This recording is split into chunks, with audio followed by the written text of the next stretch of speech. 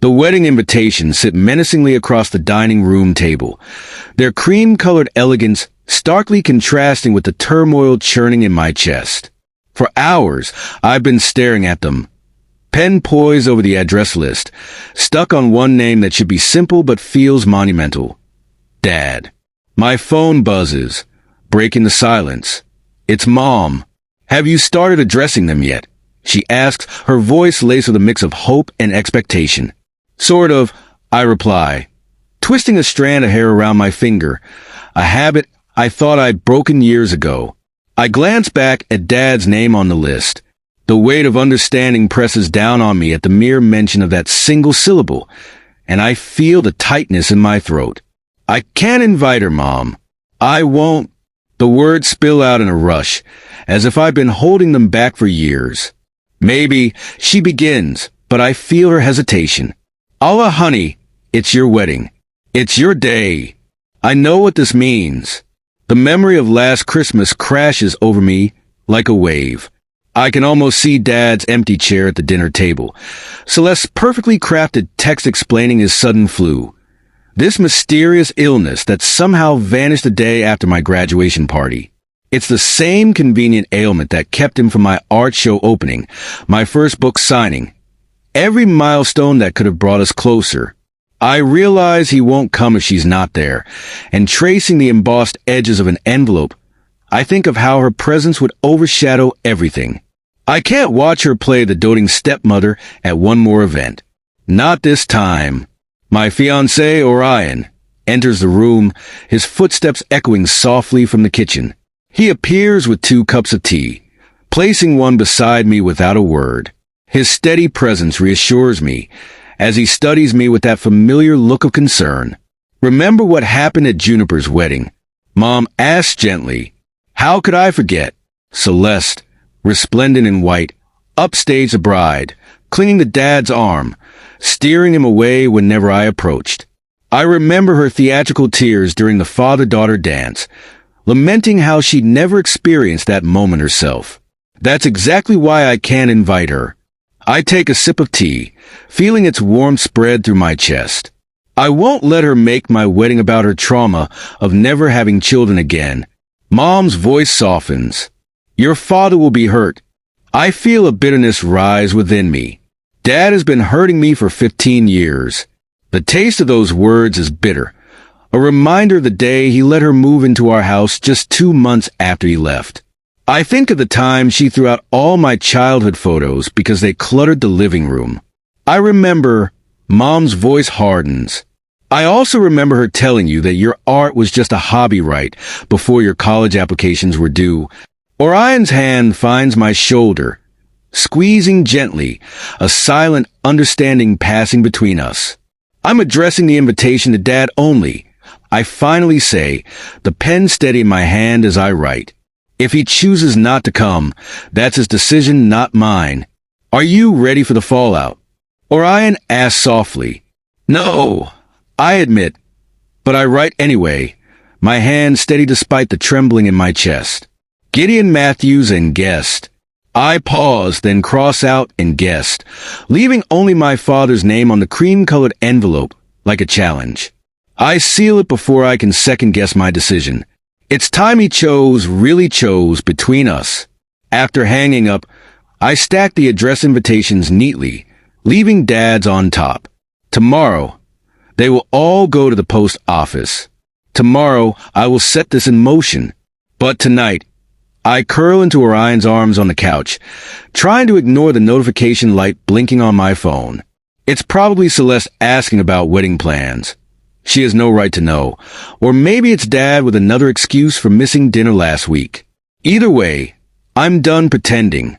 Done playing the dutiful daughter while she orchestrates my father's disappearing act. The invitation sits on the table, a white flag turned weapon. Let the war begin. 3 days after mailing the invitations, Dad's number lights up my phone during my lunch break.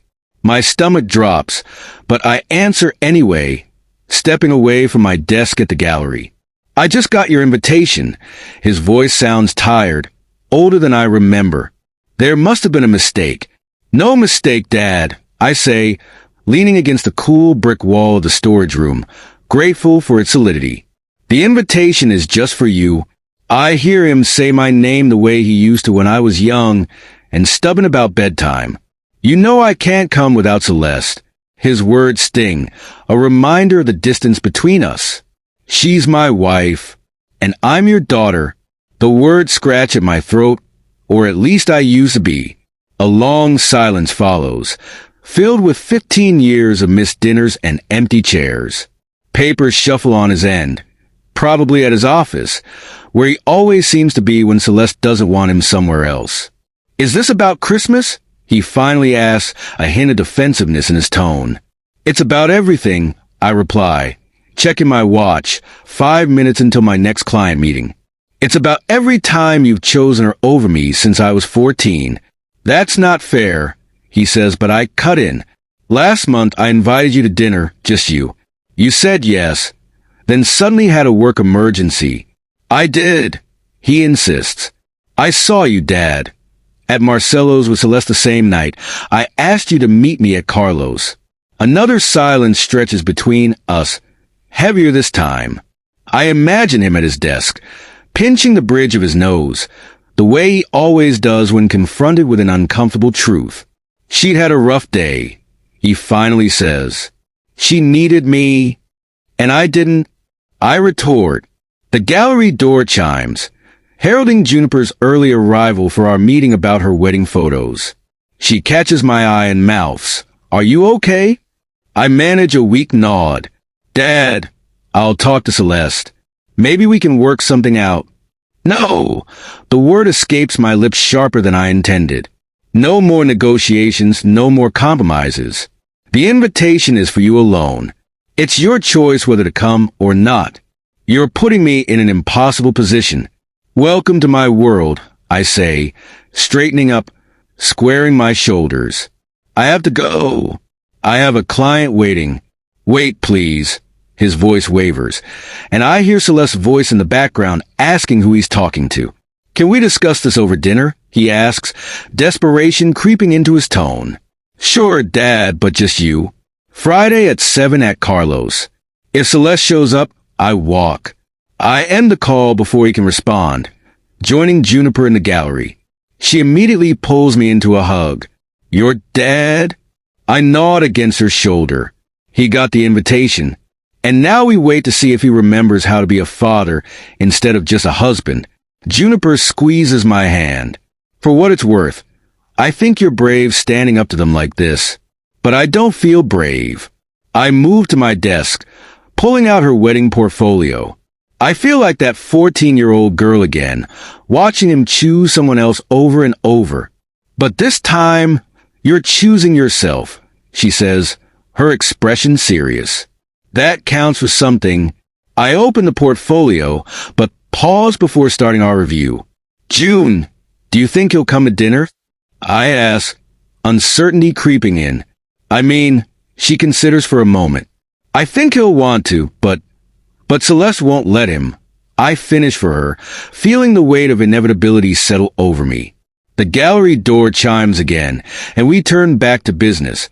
But my phone sits heavy in my pocket, waiting for a confirmation that probably won't come. Just like every other time I've reached for my father across the chasm Celeste built between us. Friday night at Carlos, I sit alone at a table for two, watching the minutes tick by on my phone. 7:15, 7:30. The waiter's pitying glances sting more than Dad's absence.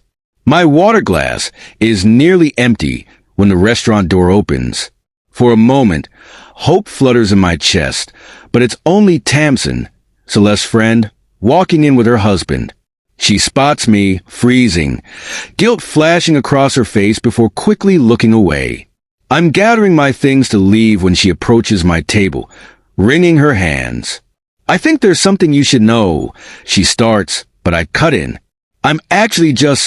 It's about your father and tonight. She glances around nervously. Celeste was at book club yesterday, talking about how she made sure Gideon wouldn't come. The world tilts slightly at her words. What do you mean, made sure? I ask, my heart racing. Tamsin lowers her voice. She said she'd hidden his phone while he was in the shower, then called his office pretending to be his assistant. Something about an emergency client meeting that couldn't wait. My fingers go numb around my purse strap. She what? I can hardly believe it. She was laughing about it, saying she'd rather die than let him have dinner alone with you. That she'd worked too hard to. Tamsin stops abruptly, color draining from her face. I turn to see what she's looking at. Celeste stands in the doorway, her perfectly painted smile turning glacial as she takes in the scene. Tamsin, darling. Her voice carries across the restaurant. I didn't expect to see you here. Before either of us can respond, she glides over to our table. Allah, sweetheart. Did your father not tell you he has an important meeting tonight? But I thought I'd stop by to keep you company instead. She continues, the lie rolling off her tongue so smoothly that I almost doubt Tamsin's story. Almost. How thoughtful. I manage. But I was just leaving. Oh, but I insist, she says, sliding into the empty chair, Dad's chair. We have so much to discuss about the wedding, like why my invitation seems to have gotten lost in the mail. Tamsin backs away, mouthing I'm sorry before fleeing to her waiting husband. I don't blame her. Celeste's smile hasn't reached her eyes in 15 years. It wasn't lost, I say, meeting her gaze steadily. It was never sent. I see her signal the waiter for 2 glasses of Pinot. Now about this childish behavior of yours. Did you really think I wouldn't find out? The words escape before I can stop them. About the phone? The fake emergency? Her smile doesn't waver, but something cold flickers in her eyes. I'm sure I don't know what you mean. You know exactly what I mean. You've been doing this for years, haven't you? Every time Dad tries to see me alone, your father is a busy man. My father is a puppet. I stand up, the chair scraping loudly against the floor, and I feel a surge of defiance. And you're so terrified of losing control that you can't let him spend 2 hours with his own daughter. She reaches for my arm, her manicured nails digging in slightly. Sit down. People are staring. Good, I reply, pulling free. Let them stare. Let them see exactly who you are. I am your father's wife. You're nothing but a scared, manipulative woman who couldn't have children of her own, so you made sure no one else could have their father either. The slap echoes through the restaurant, and my cheek burns, but satisfaction floods through me as heads turn, as witnesses murmur and point. Finally, her mask is cracked. Thank you, I say quietly, gathering my things, for proving exactly why you're not welcome at my wedding. I leave her there, surrounded by whispers and stares, her carefully constructed facade lying in shards around her like broken glass. In my car, I text Dad, ask Celeste about my cheek when she gets home. Ask her why everyone at Carlos saw her hit me. Then ask yourself why you're really missing dinner tonight. His response comes instantly. What are you talking about? I'm in an emergency meeting. I turn off my phone and drive away, leaving him to his comfortable lot and her to her crumbling control. Some battles aren't worth fighting. Some wars are won by walking away. The bruise on my cheek fades to yellow by the time Dad finally shows up at the gallery 3 days later. I've endured 3 days of ignored calls, and now he stands among the abstract paintings, looking lost in their chaos of color and shape. You could have called first, I say, not looking up from my laptop. Would you have answered? He replies, moving closer and stopping at the edge of my desk. Your face, he trails off, his voice quiet. I click through another email, pretending my hands aren't shaking, though I know they are. In this moment, I realize that the distance between us has never felt wider. Celeste told you it never happened. She said you were hysterical, that you knocked into her hand when she tried to calm you down. A sharp, bitter laugh escapes me as I think about it. You believed her. Of course you did. I don't know what to believe anymore. He picks up a framed photo from my desk, a moment frozen in time of me and Juniper at her wedding, smiles and laughter captured in a single frame. Everyone is telling different stories. Have you ever considered asking yourself why your wife needed to sabotage a dinner with your daughter? Before he can answer, the gallery door chimes and Orion walks in. He stops short when he sees Dad. His jaw tightens, but he keeps his voice neutral. Mr. Matthews, interesting timing. Dad nods stiffly, clearly flustered. I was just leaving. Orion sets down a takeout bag, the tension thick in the air. Or just making excuses. I can never tell with you. This is between me and my daughter, Dad replies, but Orion counters. Nothing's been between you and your daughter for 15 years. He moves to stand beside me, his presence steady and warm, grounding me. That's the problem. Dad's face reddens, and I meet his eyes. Do you know what today is? He blinks confused. It's the anniversary of Mom's wedding to Aller, 8 years ago. You promised to come to the reception, remember? Just for an hour. Just to show we could all be civil. I had a migraine. He defends weakly, but I know the truth. That's what Celeste told everyone. But Tamsin saw you both at the country club that afternoon, perfectly healthy. Because heaven forbid you attend your ex-wife's wedding and make your daughter happy. Dad's expression changes, caught between guilt and defensiveness. It was complicated, he stammers. It's always complicated with you, Dad. Every game night, every graduation, every milestone, there's always some reason you can't show up, and they all lead back to her, Celeste. My wife, I emphasize, letting the words hang in the air. And I'm your daughter.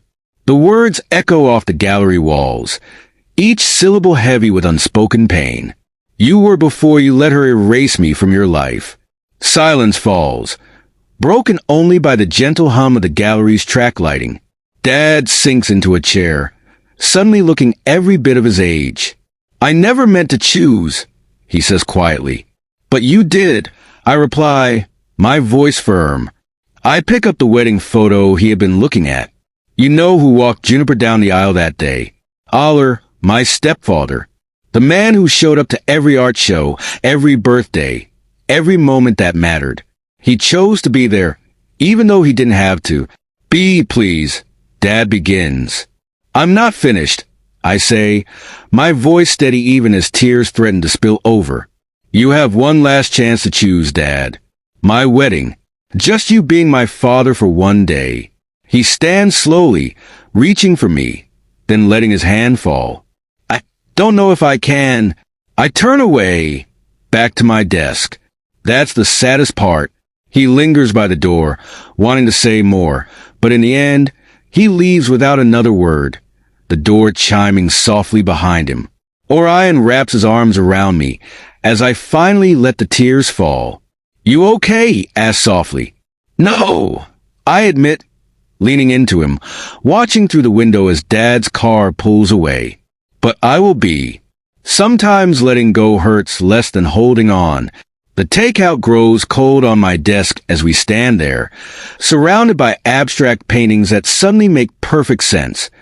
Beautiful things born from chaos, whole pictures made of broken pieces.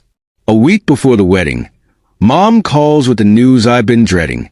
Your father's selling the house. My heart races as I nearly drop my coffee mug.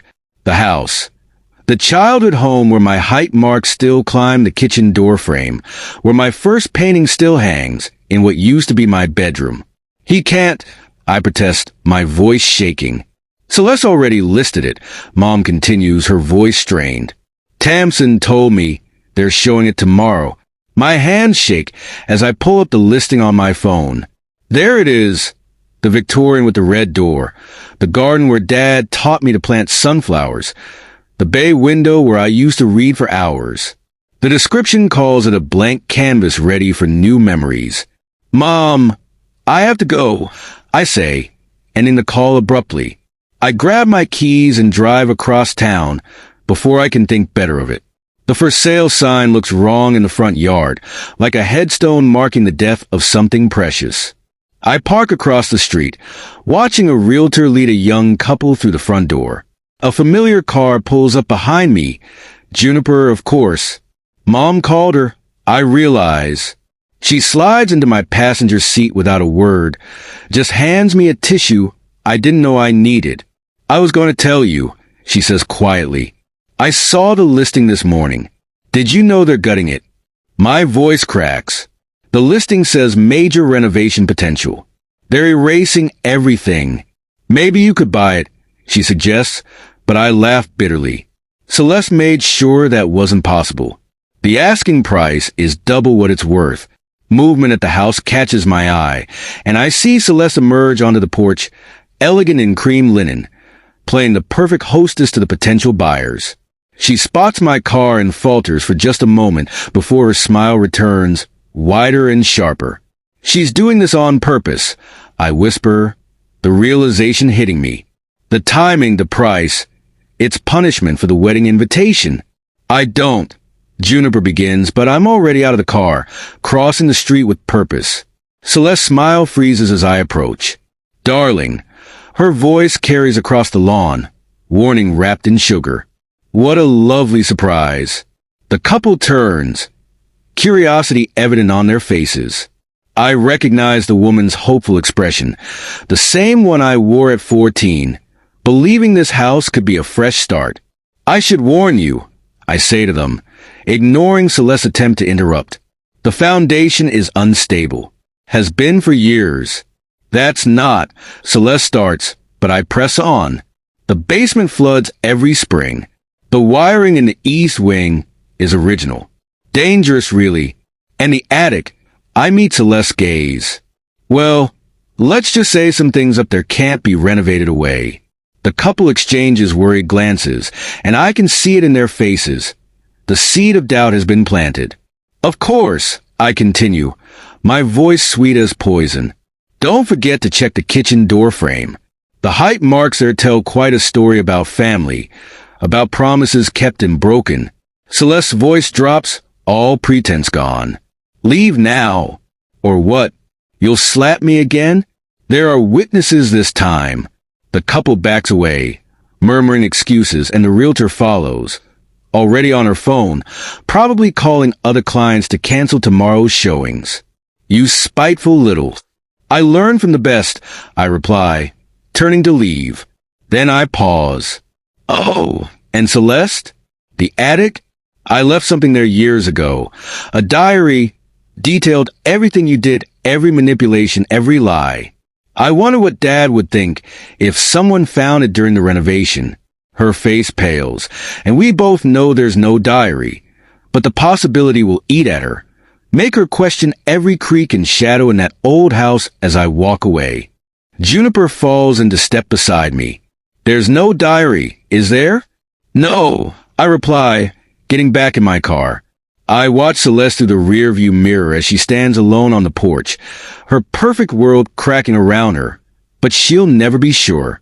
Sometimes the best revenge isn't what you do, it's what you make them think you might do. 2 days before my wedding, Dad shows up at my apartment unannounced. His hands tremble as he holds out a manila envelope. Celeste found this in the attic. My stomach drops. There was no diary. I'd made that up, but something in his expression tells me she found something worse. What is it? I asked. But he pulls out a stack of letters, their edges worn soft with age. I recognize Mom's handwriting immediately, letters she wrote me during our separation, before the divorce. His voice cracks.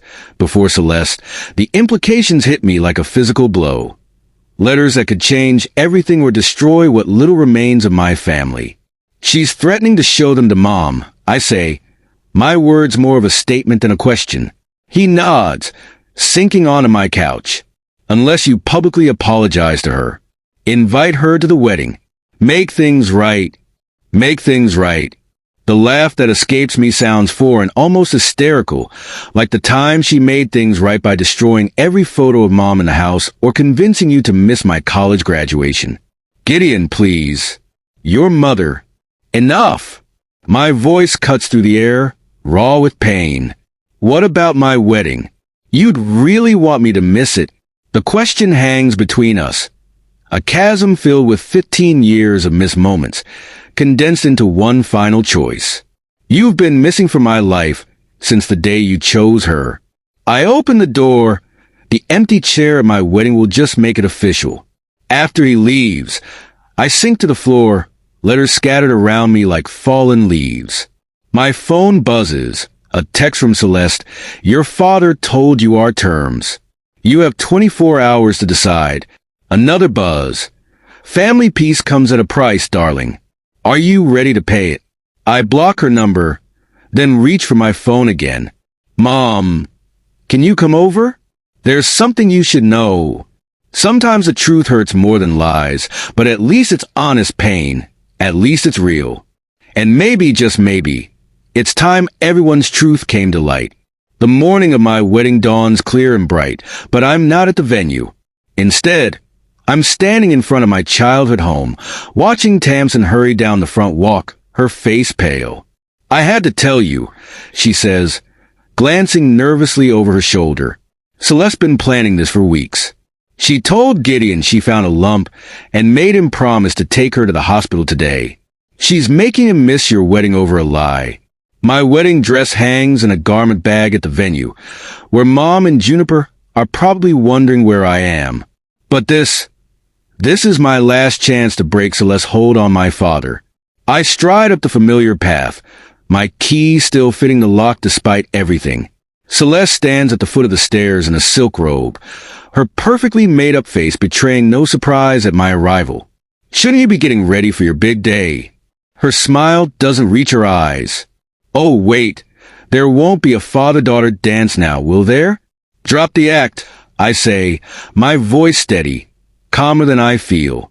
Tamsin told me everything. There is no lump, is there? Tamsin should learn to keep her mouth shut. Celeste's facade cracks slightly, but it doesn't matter. Dad's already left for the hospital. Such a devoted husband, don't you think?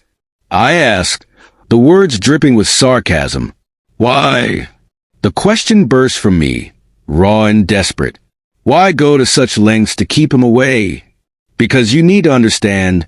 She steps closer, her perfume cloying. He's mine now. Has been since before your mother knew, and I won't let you take him back. Take him back? I laugh, the sound echoing in the empty foyer. I don't want him back. I want him to see you, really see you. He sees exactly what he needs to see. She reaches for her phone. I need to call Gideon. Tell him the news from the doctor. No, I snatch the phone from her hand. You're going to tell him the truth. All of it. Or what? Her smile turns cruel. You'll show him those old letters. Break your mother's heart all over again. Face it. You've lost. Actually, a voice says from the doorway. She hasn't. We both turn to see Dad standing there, still in his suit, car keys dangling from his hand. Behind him, Tamsin gives me a slight nod before slipping away. Gideon, Celeste's voice rises an octave. The hospital called. They have no record of any appointment, he says, stepping inside, looking older than I've ever seen him. Just like they had no record of my emergency client meeting last month. I was protecting you, she pleads. You were controlling me, he replies, moving to stand beside me. And I let you because it was easier than admitting what I'd done to Maris, to Allah, to myself. Celeste's composure shatters. Everything I did for us. No, he says, catching her wrist. I've already called a lawyer. The silence that follows feels like a thunderclap, and Celeste sinks onto the stairs, her perfect mask finally crumbling completely. The wedding starts in 2 hours, I say quietly. Your choice, Dad, but this time make it for the right reasons. I leave them there, among the ruins of their carefully constructed lies. Outside, the morning sun feels warmer somehow, cleaner. My phone buzzes. A text from Juniper. Where are you? Everyone's waiting. I take one last look at the house before typing my reply. On my way. Tell Mom to save an extra seat, just in case. Sometimes revenge isn't about destroying someone else's happiness. Sometimes it's about finding your own and letting them watch from the outside. The wedding venue's garden glows in the late afternoon light as I make my final adjustments in the bridal suite. Mom fusses with my veil while Juniper touches up my makeup, neither mentioning the empty chair I'd insisted on keeping in the front row. A knock at the door makes us all freeze. Aller pokes his head in, his eyes suspiciously bright when he sees me ready. Sweetheart, almost. I smooth my dress, catching Mom's reflection in the mirror. Is everyone seated and waiting? He pauses. Including your father. The room goes still. Mom's hands stop adjusting my veil, but she doesn't pull away. Alone? I ask quietly. Aller nods. Celeste's not here, and from what I hear, she won't be anywhere near him for quite a while. Relief and something else, something lighter, flood through me. But when I turn to Mom, her face is unreadable. Are you okay with this? I ask, my voice barely above a whisper. With him being here? She smooths an invisible wrinkle from my dress. Honey, I made peace with your father's choices long ago. That's why I could build something beautiful with Aller. She glances at him, love evident in her smile. Sometimes the best revenge is living well. The ceremony music starts, soft and sweet, through the garden. Juniper squeezes my hand before slipping out to take her place. Mom kisses my cheek and follows, leaving me alone with Aller. Last chance to change your mind about who walks you down the aisle, he says gently. I take his arm. The same arm that supported me through every major moment since I was 14. Not a chance. You earned this spot years ago. The garden path seems to glow as we walk, guests rising on either side. I see Tamsin dabbing her eyes, see Mom beaming from her seat, and there in the front row, Dad sits alone, looking smaller somehow without Celeste beside him. Our eyes meet briefly as I pass, and he nods once. A subtle acknowledgement.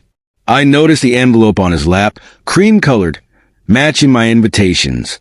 I recognize my own handwriting, meant for after the ceremony. The letter I'd written last night after everything. Not an olive branch exactly, but not a burning bridge either. Just truth finally spoken without anger or revenge clouding it. Orion's face when he sees me makes everything else fade away. This moment, this love, is bigger than old hurts and family drama. As we exchange vows, I feel the weight of the past lifting, replaced by something lighter, freer. At the reception, Dad approaches cautiously, letter in hand. I read it, he says simply. Good, I reply, watching Aller twirl Mom on the dance floor. I don't deserve forgiveness. No, I agree. But maybe we deserve peace. Both of us. He follows my gaze to where Mom and Aller laugh together, their happiness untainted by the past. I'm filing for divorce, he says quietly, not because of today, but because I finally see clearly. That's a start. Later, as Orion and I prepare to leave for our honeymoon, I catch one last glimpse of Dad. He's sitting alone at a table, watching the dancers with a thoughtful expression. The empty chair beside him doesn't look lonely anymore. It looks like possibility. Juniper catches my eye as we head for the exit. Happy ending, she asks, her voice bright. I think about the letter, about Dad's empty chair beside him, about Mom and Aller's love that grew from broken pieces. Not an ending, I say, just a better beginning. Sometimes revenge isn't about making others hurt the way you hurt. Sometimes it's about breaking free of the pain altogether, about choosing joy instead of bitterness. And sometimes, if you're lucky, others find their way out of the darkness too, following the light you've left behind.